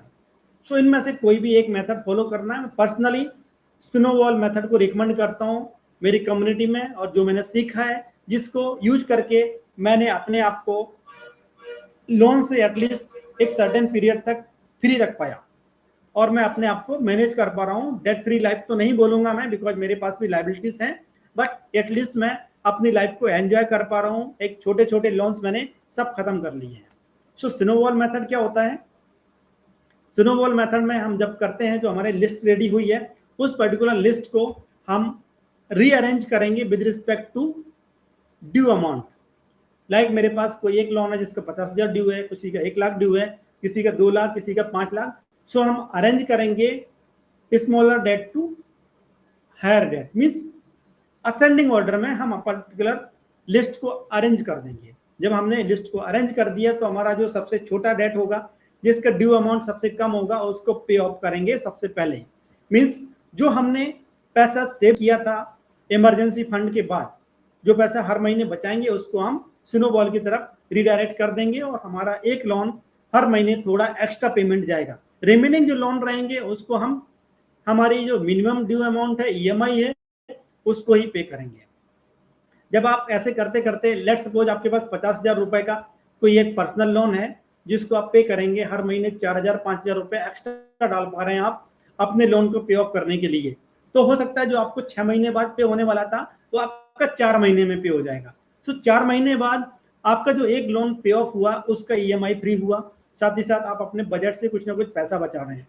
सो आपके पास एक एडिशनल अमाउंट हो गई। आप नेक्स्ट डेट जो रहेगा उससे बड़ा वाला उसको पे ऑफ करेंगे, फिर नेक्स्ट, ऐसे करके करके आप छोटे से बड़े की तरफ चले जाएंगे और जो आपका सबसे बड़ा लोन होता है वो सबसे लास्ट में पे ऑफ होता है। So debt snowball is a method, debt reduction strategy where you pay off your debt in order of smallest to larger regardless of interest rate। आपको इसमें इंटरेस्ट रेट के बारे में नहीं सोचना होता है, सिर्फ और सिर्फ आपको छोटी अमाउंट को पहले पकड़ना होता है। इससे क्या होगा, इसके कुछ ना कुछ प्रोस होंगे, कुछ कॉन्स होंगे, मीन्स कुछ ना कुछ बेनिफिट्स होंगे, कुछ ड्रॉबैक्स होंगे, उसके बारे में हम बात करते हैं। सबसे पहली चीज, इसमें आपको तुरंत रिजल्ट मिलना स्टार्ट हो जाता है। हो सकता है 3 महीने बाद आपको लगे यस मैंने एक लोन तो खत्म कर दिया, जिसकी वजह से आपको फाइनेंशियल कॉन्फिडेंस मिलेगा, फीलिंग ऑफ अकम्प्लिशमेंट आएगा और इजीली फॉलो कर सकते हैं आप इसको। कॉन्स की बात करेंगे तो क्या रहेगा, जो आपका एक्सपेंसेस हो सकता है, क्योंकि जो आपका लोन है जिसका सबसे ज्यादा इंटरेस्ट जाने वाला है वो सबसे लास्ट में पे ऑफ होता है, जिसकी वजह से आपका इंटरेस्ट कंपोनेंट ज्यादा पे करते हैं। डेफिनेटली उन लोगों के लिए बहुत अच्छा है जो लोग ये फील करते हैं कि यार बहुत सारे ईएमआई देना पड़ रहा है, मैं परेशान हो गया, थोड़ा सा पैसा भी नहीं बचता, तो आप हो सकता है 2-3 महीने बाद थोड़ा सा पैसा कैश फ्लो अपने पास पॉजिटिव रख सकते हैं इसको फॉलो करते हुए। नेक्स्ट आता है अवलांच मेथड। सो अवलांच मेथड में हम अपने इंटरेस्ट कंपोनेंट को रिड्यूस करने की कोशिश करते हैं ताकि हमें बहुत ज़्यादा इंटरेस्ट पे न करना पड़े। सो इसमें हम रीअरेंज करेंगे लिस्ट को, हमारी जो लिस्ट बनाई थी हमने डेट्स की, उसको with respect to interest rate. So interest rate जो हायर होगा वो सबसे ऊपर आएगा, जो लोअर होगा उसको सबसे नीचे रखेंगे। अमाउंट कुछ भी है उसको हम केयर नहीं करते हैं इस पर्टिकुलर चीज में, और जो हायर इंटरेस्ट रेट वाला डेट है उसको हम सबसे पहले पे ऑफ करने का ट्राई करते हैं, और जो लोअर वाला है उसको सबसे लास्ट में पे ऑफ करते हैं। सो अवलांच मेथड के कुछ ना कुछ प्रोस होंगे, कौन होंगे। तो इसमें हायर इंटरेस्ट रेट को सबसे पहले पे करते हैं ताकि हमारा इंटरेस्ट कंपोनेंट कम जाता है पेमेंट में, और लॉन्ग टर्म में हमारा इंटरेस्ट का जो एक इम्पैक्ट है हमारे ऊपर नहीं आता है, और हमारा जो लार्जर बड़ा डेट होता है उसको हम सबसे पहले टारगेट करते हैं। These are the pros. But कौन क्या हो सकते हैं कि आपने एक सपोज आपको लग रहा है कि मेरा होम लोन ज्यादा है, उसकी वजह से मुझे लॉन्ग टर्म में जितना अमाउंट मैंने लिया है उससे ज्यादा पे ऑफ करना पड़ रहा है, डबल पे ऑफ करना पड़ रहा है, तो आप उसको टारगेट करेंगे। तो क्या होगा, आप हर महीने पे ऑफ करते जाएंगे 10 साल तक भी हो सकता है पे ऑफ करें तब भी आपका लोन खत्म ना हो, तो बीच में आप डिस्ट्रैक्ट हो सकते हैं। आपको लगेगा बोरिंग प्रोसेस है, इससे तो कुछ हो ही नहीं रहा, मुझे इफेक्ट दिख नहीं रहा। तो वही उसके कौन है, स्लोअर ओवरऑल रिपेमेंट प्रोसेस, बहुत स्लो होता है, और एक सिंगल डेट की तरफ आप जब स्टक रहेंगे, उसके ऊपर फोकस रहेंगे, देन डेफिनेटली आपको डिस्करेजमेंट हो सकता है और आप इससे डाइवर्ट हो जाएं और अपने दूसरी चीजों की तरफ फोकस होकर अपना जो पैसा बचा रहे हैं उसको आप दूसरी चीजों में एंजॉयमेंट में खर्च करने लगे। सो ये इसके प्रोस हैं अवलांच मेथड के, और कौन से हैं। सो आपको मैं रिकमेंड करूंगा अगर आप स्टार्ट कर रहे हैं तो आप स्नोबॉल मेथड से स्टार्ट करें। इसके बाद थर्ड चीज आती है, इसमें होती है create multiple sources of income, never depend. Bill Gates को कौन नहीं, वॉरेन बफेट को कौन नहीं जानता, सब लोग जानते हैं। So never depend on single source of income, make investment to create second resource. Yes, बहुत सारे सोर्स ऑफ इनकम क्रिएट कर सकते हैं आप। मेरे पास भी 5-6 सोर्स ऑफ इनकम है आज की डेट में, और मैं धीरे धीरे इसको काम कर रहा हूँ। यस, मेरा टारगेट है 2024 के एंड तक minimum 10 sources of income create करने का। सो आप भी कर सकते हैं। पहले स्टार्टिंग में आपको ये बॉदर नहीं होना है कि आपके पास छोटा पैसा आ रहा है, 10,000 रुपये आ रहा है, 5,000 आ रहा है, 100 रुपये आ रहा है, 200 रुपये आ रहा है, 500 रुपये आ रहा है, महीने का कुछ भी आ रहा है आपकी पॉकेट में ऐड हो रहा है, उसके ऊपर आपका पहले फोकस होना चाहिए। बिकॉज अगर आप करंट जॉब में हैं, 10 साल, 15 साल, 20 साल जॉब करने के बाद 1 लाख रुपया कहीं आपको मिल रहा होगा, तो आप चाहेंगे कि 1 लाख रुपया आपको एक दिन में आने लगेगा, तो वो पॉसिबल नहीं है। सो आपको उस पर्टिकुलर प्रोसेस को फॉलो करना है और छोटे छोटे छोटे छोटे सही multiple sources of income create करना है। आप कहाँ कर सकते हैं? डेफिनेटली हाई इनकम स्किल्स आपको सीख के उसको इम्प्लीमेंट करके अपना एक पार्ट टाइम जॉब कर सकते हैं, या फिर कुछ पार्ट टाइम में कुछ और काम कर सकते हैं। जैसे कि मैंने ये स्किल सीखा और इसको मैं आपको ट्रेनिंग दे रहा हूँ, यहाँ से मैं कुछ ना कुछ पैसा अर्न कर रहा हूँ। आप स्टॉक मार्केट सीख के वहाँ इन्वेस्टमेंट कर सकते हैं, आप कुछ ना कुछ असेट्स बिल्ड कर सकते हैं जहाँ से आपको इनकम आएगा। साइड बिजनेस कर सकते हैं, कहीं बिजनेस में इन्वेस्टमेंट करेंगे, या फिर कोई आपका फ्रेंड होगा उसके साथ पार्टनरशिप छोटा मोटा इन्वेस्टमेंट करके कर सकते हैं। बहुत सारे source of income, part time job कर सकते हैं, आपको रेंटल प्रॉपर्टी से इनकम आ सकती है, आप डिजिटली ब्लॉग लिख के कर सकते हैं, यूट्यूब चैनल बना सकते हैं, पॉडकास्ट बना सकते हैं, बहुत सारी चीजें हैं। मैं यहाँ आपको एक स्क्रीन शेयर करता हूँ, जो मेरे पास अभी 2 दिन पहले मेल आया है, उसको मैं दिखाता हूँ। अगर आप मार्केट में एक्टिव रहेंगे, कुछ ना कोई एक्टिविटी देते हैं, करते हैं, तो डेफिनेटली आपको रेस्पॉन्स मिलता है। मेरे कोर्सेस होस्टेड हैं अलग अलग प्लेटफॉर्म पे। सो देखिए, ये मेरे पास एक पार्टनर प्रपोजल आया है, ट्यूटोरियल फॉन्ट, जो मैंने तो पहले कभी सुना भी नहीं था इसके बारे में। और ये क्या लिख रहे हैं? opportunity to hosting video course and ebook. I came across your video courses. They were engaging and informative. We would like you to have them on our platform as well. So ये लोग चाह रहे हैं कि मैं अपने courses को इनके प्लेटफॉर्म पर जाके लिस्ट करूं। सो जब आप मार्केट में कुछ ना कुछ एक्टिविटी करते हैं, देन डेफिनेटली आपको रेस्पॉन्स मिलता है। स्लोअर हो सकता है, बट आपको कभी भी उसके बारे में नहीं सोचना है, अपने आप को एक्शंस लेते रहना है और कुछ ना कुछ नई चीजें सीख के इम्प्लीमेंट करके अपने इनकम सोर्सेज को इंक्रीज करना है। सो जब आप इनकम सोर्सेज को इंक्रीज करेंगे, तो आपके पास जो पैसा आएगा उसको आप रिडायरेक्ट कर सकते हैं अपने डेट रिपेमेंट के लिए और दूसरी चीजों के लिए। यस,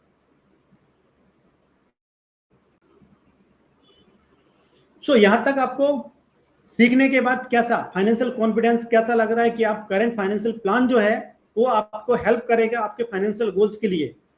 क्या आपको कॉन्फिडेंस मिलता है? यस, अगर लिख दीजिए चैट बॉक्स में, yes I am confident enough. अगर नहीं है तो आप नो लिख सकते हैं। अगर नहीं है तब भी जो भी रीजन है, और लर्निंग प्रोसेस होनी चाहिए। सो कितने लोग ऐसे हैं जो चाहते हैं कि ज्यादा लर्न करें, इसके बारे में सीखें और अपनी फाइनेंशियल सिचुएशन को इंप्रूव करें, then definitely I would like you to invite you to join our community prime wealth club as a silver membership. So silver membership में आपको क्या मिलता है?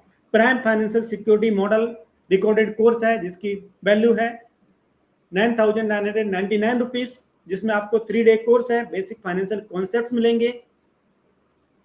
उसके बाद आपको मिलता है financial planning step by step, जिसको मैंने 7 स्टेप्स में कवर किया है, कैसे आप अपनी फाइनेंशियल प्लानिंग कर सकते हैं। और वेल्थ ट्रैकिंग सिस्टम, जो आपका ट्रैकिंग सिस्टम है, आपकी नेटवर्क ट्रैक कैसे करना है, आपको एक्सपेंसेस कैसे ट्रैक करना है, आपको बजटिंग कैसे करना है, उसके बारे में पूरा सिस्टम मिलता है।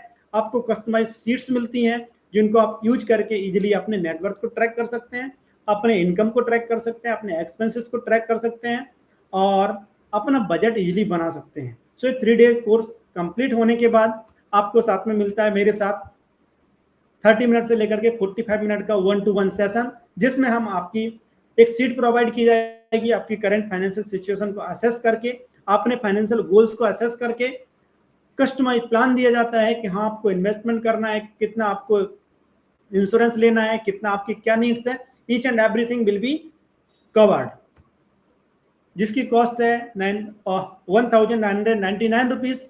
10 वीकली ट्रेनिंग्स होती हैं, एवरी मंडे 8 PM हम लोग कनेक्ट होते हैं जूम पे, और आपको वहाँ ट्रेनिंग एक रैंडम टॉपिक पे ट्रेनिंग दी जाती है, जो कि 30 मिनट से लेकर के 45 मिनट तक का सेशन होता है। वीकली एवरी मंडे हम कनेक्ट होते हैं वहाँ। सो ये टोटल बंडल की कॉस्ट होती है 14,997 रुपीज। बट आज आप इस पर्टिकुलर वेबिनार में मेरे साथ 1 घंटे से कनेक्टेड हैं, देन डेफिनेटली मैं आपको यहाँ डिस्काउंट देता हूँ। 50% डिस्काउंट के साथ आपको मिलता है 7,499 रुपीज ओनली। बट आप मेरे साथ बने हुए हैं तो मैं कुछ ना कुछ आपको और दूंगा, because I love giving more. जो भी मैं आपसे डिमांड करूंगा उससे ज्यादा आपको देने का ट्राई करूंगा। बट मैंने कमिट किया था कि आपको मनी गेम के रूल्स भी सिखाऊंगा, सो मैं पहले आपको रूल्स सिखाऊंगा, उसके बाद मैं फाइनल ऑफर दूंगा। सो आप बने रहें मेरे साथ फाइनल ऑफर जानने के लिए और मनी गेम के रूल्स सीखने के लिए। So basic rules of the money game कौन कौन से होते हैं, यहां हमने आपको लिस्ट आउट किया है। रूल ऑफ अर्निंग, आपको पैसा कमाने के क्या रूल्स हैं। Rule of saving, then rule of spending, rule of investing, rule of debt और rule of giving. Giving means आप सोसाइटी को कुछ ना कुछ कंट्रीब्यूट करेंगे। ऐसा बोला जाता है नेचर हमें कुछ नहीं देते हैं, जो हम नेचर को देते हैं it get back to us. So हम जो भी कंट्रीब्यूट करेंगे नेचर को वही हमें वापस मिलने वाला है। अगर हम कुछ अच्छी चीजें देंगे तो हमें अच्छा मिलेगा, कुछ हम गलत चीजें देंगे, खराब चीजें देंगे तो हमें खराब मिलने वाला है। सो रूल ऑफ अर्निंग क्या बोलता है, money is earn through providing values. Yes, अगर आप किसी की लाइफ में किसी की चीज में वैल्यू प्रोवाइड करते हैं तभी आपको पैसा मिलता है। जिस प्रोपोर्शन में आप वैल्यू प्रोवाइड कराएंगे उसी प्रोपोर्शन में आपको पैसा मिलता है। लाइक आपके पास अगर कोई प्रोडक्ट है, अगर आप बिजनेस करते हैं तो उस प्रोडक्ट की जो वैल्यू रहेगी उसकी इक्विवेलेंट आप पैसा चार्ज कर पाएंगे अपने कस्टमर से। अगर आप सर्विसेज प्रोवाइड करते हैं उसके बारे में भी वही चीज है। अगर आप जॉब करते हैं तब भी आप जितना टाइम देंगे, जितना आप अपने एफर्ट लगाएंगे, जो वैल्यू प्रोवाइड कराएंगे उतना ही आपको पैसा मिलता है। सो आपको अपनी वैल्यू पे फोकस करना है, कंपनी लोगों की लाइफ में वैल्यू ऐड करनी है। जहां से आपको अर्न होता है पैसा वहां आपको ज्यादा से ज्यादा वैल्यू देने का कोशिश करना है। नेक्स्ट होता है focus on increasing earning potentials. Yes, earning potential कैसे इंक्रीज करेंगे आप, अर्निंग पोटेंशियल इंक्रीज करने के लिए आपको हाई अर्निंग स्किल्स की तरफ ध्यान देना पड़ेगा। आपको हाई पेइंग स्किल्स डेवलप करने हैं, आपको अपने आप को इंप्रूव करना है डे बाय डे। जब आप इंप्रूव करेंगे कुछ ना कुछ ऐसे स्किल्स सीखेंगे जिनको आप यूज करके अपने लाइफ में कुछ एक separate passive source of income generate कर सकते हैं और अपनी लाइफ में एक नया अर्निंग ऐड कर सकते हैं। इसके साथ ही create multiple sources of income. Don't rely on single source of income, हम ऑलरेडी कवर कर चुके हैं। सो आपको multiple sources of income create करना है। नेक्स्ट आता है rule of saving. Rule of saving में पे योरसेल्फ फर्स्ट। सबसे पहले आपको अपने आप को पे करना है। किसने कमाया पैसा, आपने। किसने मेहनत करी, आपने। तो फिर हम क्या करते हैं, सबको पे करने के बाद आपके पास जो बचता है उसको रख लेते हैं, अदरवाइज हम रखते नहीं अपने पास। सो अभी से आपकी हैबिट होनी चाहिए, सबसे पहले अपने आप को पे करना है। जो भी आपने अर्न किया उसके अकॉर्डिंग एटलीस्ट जो आप कर रहे हैं उसका 5% 7% अपने ऊपर खर्च कीजिए। वहां से आपको एक कॉन्फिडेंस मिलेगा, आपको नई एनर्जी मिलेगी कुछ काम करने के लिए। नहीं तो क्या है, हमारा इंटरेस्ट ही खत्म हो जाता है। सो हमें अपने आप को पे करना है। जो चीज आपको पसंद है उसके लिए पे करिए। जो आपको अच्छा खाना पसंद है खाना खाइए, कहीं घूमने जाना है घूमने जाइए, अच्छे कपड़े पहनना पसंद है कपड़े पहनिए। जो भी करना है अपने ऊपर खर्च करना है। देन नेक्स्ट होता है you must have emergency fund. Yes, जो हमने सेव किया उसको हमारे पास इमरजेंसी फंड होना चाहिए। रिकमेंडेड है कि आपके पास मिनिमम 6 मंथ का जो भी आपके एक्सपेंसेस हैं उसके इक्विवेलेंट इमरजेंसी फंड होना चाहिए। नेक्स्ट होता है सेविंग को हैबिट बनाना है। ऐसा नहीं कि आज मैंने 10,000 रुपए सेव कर लिया, कल को मैं कुछ नहीं बचाऊंगा नेक्स्ट मंथ, तो वो नहीं करना। आपको एक कंसिस्टेंट हैबिट होनी चाहिए। चाहे आप थोड़ा पैसा बचाएं, 2,000 5,000 रुपए, बट आपकी वो कंसिस्टेंसी होनी चाहिए। उस पैसे को आपको कभी भी खर्च नहीं करना, सिर्फ और सेविंग करना है। हमारा आता है rule of spending. Rule of spending में सबसे पहली चीज आपको नीड्स और वांट्स की तरफ ध्यान रखना है। आपको डिफरेंशिएट करना है। जो आपके नीड्स हैं उसको आपको कभी भी कंप्रोमाइज नहीं करना है। लोग क्या करते हैं, पहले तो बहुत सारा लोन ले लेते हैं, बहुत सारा अपना अननेसेसरी एक्सपेंसेस करते हैं, उसके बाद किचन में कंप्रोमाइज करते हैं। किचन में कंप्रोमाइज नहीं करना आपको। जहां आपकी किचन सफर हुई डेफिनेटली आपकी एनर्जी सफर होगी। आपको एनर्जी अगर मिलती है कहीं से तो किचन से मिलती है। तो आपको किचन को हमेशा अच्छा रखना है। जो भी रिक्वायरमेंट है किचन को आपको वहां फुलफिल करना है। अपनी वांट्स पे कंट्रोल करना है। वांट्स पे कैसे कंट्रोल करेंगे, डेली ग्रेटिफिकेशन फोकस फॉलो करेंगे। डिलेड ग्रेटिफिकेशन मतलब आपको कोई भी चीज अगर आपको रिक्वायरमेंट लगती है तो आप उसको डिले करेंगे डिसीजन को 24 आवर्स के लिए, उसके बाद ही आपको सिमिलर रिक्वायरमेंट लगती है, देन डेफिनेटली आप उसको खरीद सकते हैं। नेक्स्ट होता है budget effectively and other to it. Budget के बारे में हमने बात किया। सो जो आप बजटिंग करेंगे 50-30-20 रूल को फॉलो करते हुए, उसको आपको स्टक रहना है, फिर आपको डिस्टर्बेंस नहीं करना उसमें, आपके बजट को उस हिसाब से प्लान करना है कि आप फॉलो कर पाए। देन नेक्स्ट होता है प्रैक्टिस डिलेड ग्रेटिफिकेशन, जो हमने बोला कि आपको 24 आवर्स के लिए कोई भी चीज को डिले करना है खरीदने के लिए, अगर आपको फिर भी सिमिलर रिक्वायरमेंट लगती है तो आप खरीद सकते हैं।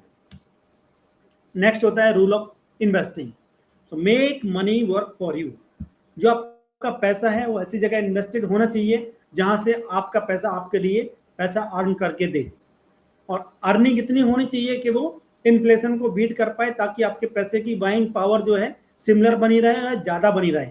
अगर आप पैसे को ऐसी जगह इन्वेस्ट नहीं करेंगे जहां से आपको इन्फ्लेशन को बीट कर पाएगा, तो डेफिनेटली आपके पैसे की वैल्यू कम हो जाएगी और डे बाय डे आप गरीब होते जाएंगे पैसा होने के बाद भी। सो आपको अपने पैसे को ऐसी जगह इन्वेस्ट करना है ताकि आप अपने पैसे से पैसा अर्न कर पाए। नेक्स्ट आता है हमारा diversification. Diversification means don't put all the eggs in the single basket, most popular quote है। सो आपको इसको क्या करना है, जो आप इन्वेस्टमेंट कर रहे हैं उसको सिंगल एसेट क्लास में इन्वेस्टमेंट नहीं करना है, सिंगल किसी भी चीज में इन्वेस्टमेंट नहीं करना। लाइक अगर आप स्टॉक मार्केट में इन्वेस्टमेंट करते हैं तो सिर्फ और सिर्फ स्टॉक मार्केट में नहीं करना, दूसरे एसेट क्लासेस को भी एक्सप्लोर करना है। अगर आप रियल एस्टेट में करते हैं तो सिर्फ रियल एस्टेट में नहीं करना है, दूसरी चीजों में, स्टॉक मार्केट में, म्यूचुअल फंड्स में, एफडीज में, आरडीज में, अलग अलग जगह आपको इन्वेस्टमेंट करना है, एक चीज में आपको इन्वेस्टमेंट नहीं करना है। फिर भी अगर आपको ज्यादा कनेक्टेड फील करते हैं किसी एक एसेट क्लास के साथ, so with in the asset class आपको अपना पोर्टफोलियो को डाइवर्सिफाई करना है। नेक्स्ट होता है लॉन्ग टर्म प्रोस्पेक्टिंग। यस, जो भी आपका कॉर्पस इकट्ठा होगा, वेल्थ क्रिएशन होगी, वो लॉन्ग टर्म में होगी। सो आपको प्लान करना है लॉन्ग टर्म के लिए, आपको शॉर्ट टर्म के बारे में नहीं सोचना है। डेफिनेटली आपके गोल शॉर्ट टर्म के हो सकते हैं। सो हम जब गोल डिटरमाइन करेंगे उनको टाइम फ्रेम के अकॉर्डिंग लिस्ट आउट करते हैं, उस लिस्ट के अकॉर्डिंग हम एसेट क्लास चूज करते हैं। लाइक मेरा अगर शॉर्ट टर्म गोल्स है तो मैं स्टॉक मार्केट में इन्वेस्टमेंट नहीं कर पाऊंगा, मैं रियल एस्टेट में इन्वेस्टमेंट नहीं कर पाऊंगा। सो शॉर्ट टर्म गोल्स के लिए डिफरेंट एसेट क्लास होते हैं, लॉन्ग टर्म गोल के लिए डिफरेंट टाइप के एसेट क्लास होते हैं, मिड टर्म के लिए डिफरेंट टाइप का एसेट क्लास और डिफरेंट टाइप का पोर्टफोलियो क्रिएट करना पड़ता है। सो आपको अगर वेल्थ क्रिएशन के लिए जो भी इन्वेस्टमेंट करना है that should be for long term, क्योंकि आपको कंपाउंडिंग का बेनिफिट मिलने वाला है वहां से। देन नेक्स्ट आता है रूल ऑफ डेट। डेट के बारे में क्या बोलते हैं, आपको डिफरेंशिएट करना है गुड डेट और बैड डेट। आपको बैड डेट को अवॉइड करना है। जो लोन आपके लायबिलिटीज को इंक्रीज करने के लिए दिया जाता है that is called bad debt, आपको उसको अवॉइड करना है और गुड डेट की तरफ फोकस करना है। गुड डेट वो है जो कि आप अपने असेट्स को इंक्रीज करने के लिए लेते हैं। मैं ऐसा रिकमेंड नहीं करता हूं कि आप असेट खरीदने के लिए लोन लें, बट अगर आपको लग रहा है कि आपको बेनिफिशियल हो सकता है, आपका फाइनेंशियल प्लान सपोर्ट करता है, देन डेफिनेटली आप कर सकते हैं, बट मेरे साइड से रिकमेंडेड नहीं है। आपको एक्सेसिव लोन नहीं लेना, बहुत ज़्यादा लोन नहीं लेना है। लोन कितना लेना है, यस, आपकी जो मंथली इनकम है उसका 30% से ज़्यादा आपका ईएमआई कंपोनेंट नहीं जाना चाहिए। अगर उससे ज़्यादा है तो आपको रीअसेस करने की ज़रूरत है। कुछ लोग 36% बोलते हैं, बट पर्सनली मैं 30% से ज़्यादा रिकमेंड नहीं करता। देन नेक्स्ट होता है डेट मैनेजमेंट। यस, हम डेट मैनेजमेंट के बारे में ऑलरेडी सब कुछ कवर कर चुके हैं। सो आपको डेट मैनेजमेंट करना है और वो सिस्टमेटिक प्रोसेस को फॉलो करते हुए करना है। नेक्स्ट आता है रूल ऑफ गिविंग। यस, ये नेचर हमें कुछ नहीं देती है, हम जो इसको देते हैं वही हमें रिटर्न मिलता है। सो हमें क्या करना है, लोगों की हेल्प करनी है। हेल्प कैसे करनी है, प्रैक्टिस जनरसिटी। जनरसिटी मतलब without expecting anything in the return, लोगों की हेल्प करनी। किसकी हेल्प कर सकते हैं आप, जिसको जरूरत है उसकी हेल्प करें। लाइक आपकी सोसाइटी में हो सकता है सिक्योरिटी गार्ड हो, आपका गार्डनर हो, कोई आपका ड्राइवर होगा, किसी की भी हेल्प कर सकते हैं। अगर उनको रिक्वायरमेंट है, उनके बच्चों को बुक्स दे सकते हैं आप। कोई बुजुर्ग है आपके आसपास, उनको खाना ऑफर कर सकते हैं, उनको मेडिसिन ऑफर कर सकते हैं। कुछ भूखे लोग होंगे जिनको, एक्चुअली बहुत सारे लोग ऐसे होते हैं जिनको खाना भी नहीं मिलता एक टाइम का भी, तो उनको कुछ खाना दे सकते हैं आप। जो भी आपको कनेक्टेड फील करते हैं उस हिसाब से आप दे सकते हैं, but don't expect anything in the return. Next आता है, अगर आप उससे ज्यादा पैसा डोनेट करना चाहते हैं, ज्यादा पैसा है आपके पास, बजट रखा हुआ है आपने, देन डेफिनेटली आपको ऐसी जगह डोनेट करना है जहां से आप टैक्स बेनिफिट ले पाए। अंडर सेक्शन 80G आपको टैक्स बेनिफिट मिलता है, सो आप उसको बेनिफिट ले सकते हैं। देन नेक्स्ट आता है पे इट फॉरवर्ड। यस, जो भी आपके पास असेट्स हैं, जो भी आपके पास नॉलेज है, जो भी आपके पास टाइम है, उसको लोगों के साथ शेयर करना है आपको। Yes, sharing is caring. अगर आप लोगों के साथ शेयर करेंगे, आप अपने एसेट्स को, अपनी नॉलेज को, हो सकता है किसी एक आदमी की लाइफ में भी अगर आप पॉजिटिव इम्पैक्ट डाल पाए तो एटलीस्ट आपके लिए वो ब्लेसिंग्स वाला काम हो जाएगा, वो बंदा आपको ब्लेसिंग्स देगा। तो ये थे हमारे मनी गेम के रूल। तो आगे मैं कंटिन्यू करता हूँ हमारे ऑफर को, जिसको जानने के लिए आप लोग बात कर रहे थे। यस, सो हमारी प्राइम वेल्थ क्लब कम्युनिटी, जिसमें मैं सिल्वर मेंबरशिप ऑफर कर रहा हूँ आज, इसमें आपको प्राइम फाइनेंशियल सिक्योरिटी मॉडल मिलता है। That will B 3-day course, जिसकी कॉस्ट है 9,999 रुपीज। इसमें हम कवर करेंगे basic financial concept, financial planning को कवर करेंगे, साथ ही साथ आपका वेल्थ ट्रैकिंग सिस्टम बनाया जाएगा जिससे आप अपनी वेल्थ को ट्रैक कर सकते हैं। देन नेक्स्ट आता है, आपको 1-to-1 सेशन मिलता है मेरे साथ 30 मिनट से लेकर के 45 मिनट्स तक का, जिसकी कॉस्ट होती है 1,999 रुपीज। इसके साथ आपको वीकली ट्रेनिंग्स का एक्सेस मिलता है, जिसकी कॉस्ट होती है 2,999 रुपीज। ये टोटल बंडल की कॉस्ट है 14,997 रुपीज, बट आपको 50% डिस्काउंट के साथ 7,499 रुपीज में मिल रहा था। But I love giving more. जैसा हम बात कर रहे थे, अगर आप किसी की लाइफ में वैल्यू प्रोवाइड कराएंगे तो आपकी लाइफ में पॉजिटिव इंपैक्ट आता है। सो मैं कुछ एक्स्ट्रा देने की कोशिश करता हूं हमेशा अपने सेशंस में।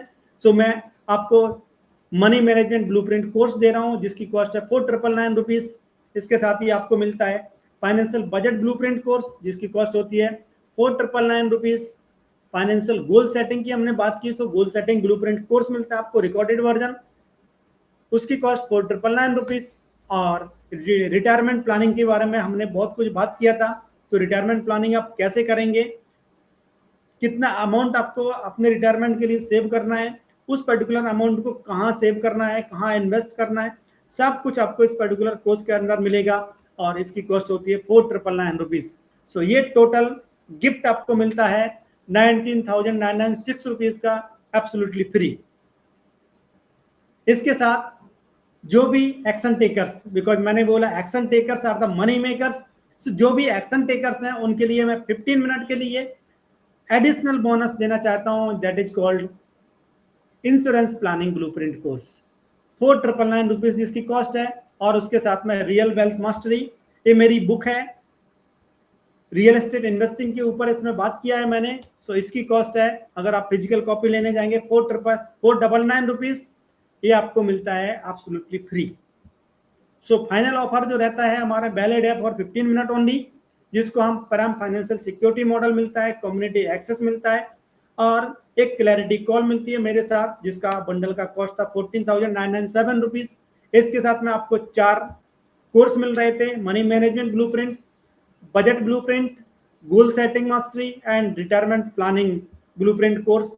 19,996 रुपीज आपको बोनस मिल रहा था। उसके साथ ही आपको insurance planning blueprint, real wealth mastery course, उसके साथ में आपको वीकली ट्रेनिंग का एक्सेस। ये टोटल बंडल की कॉस्ट होती है 40,491 रुपीज, जो कि आपको वेबिनार स्पेशल प्राइस, सिंस आप मेरे साथ पिछले 1 घंटे से कनेक्टेड हैं, तो डेफिनेटली मैं आपको स्पेशल ऑफर देता हूँ 4,999 रुपीज ओनली। अगर आप पेमेंट करना चाहते हैं देन डेफिनेटली इस लिंक को फॉलो करके पेमेंट कर सकते हैं। सॉरी, अगर आपको फोन पे वगैरह से पेमेंट करना है देन डेफिनेटली आप QR कोड को यूज करके कर सकते हैं। जस्ट अ मिनट, आपके 1 मिनट के अंदर आपके चैट बॉक्स में लिंक आता है, और उस लिंक को फॉलो करके आप हमारे कोर्स को सब्सक्राइब कर सकते हैं और डेफिनेटली अपनी लर्निंग जर्नी को कंटिन्यू कर सकते हैं। Just a minute.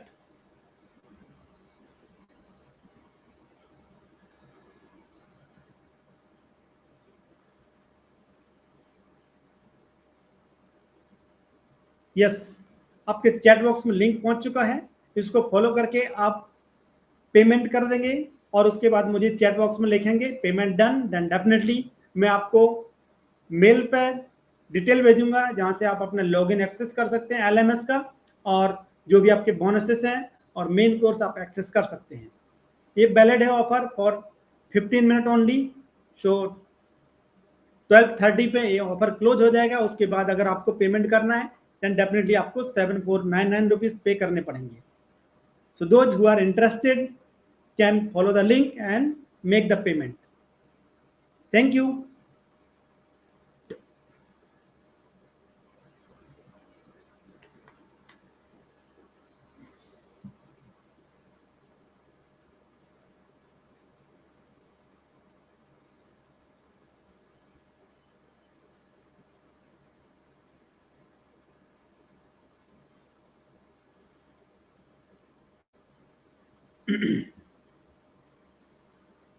यस, अगर आपका पेमेंट कंफर्म हो जाता है तो मुझे चैट बॉक्स में लिख दीजिए I have done my payment,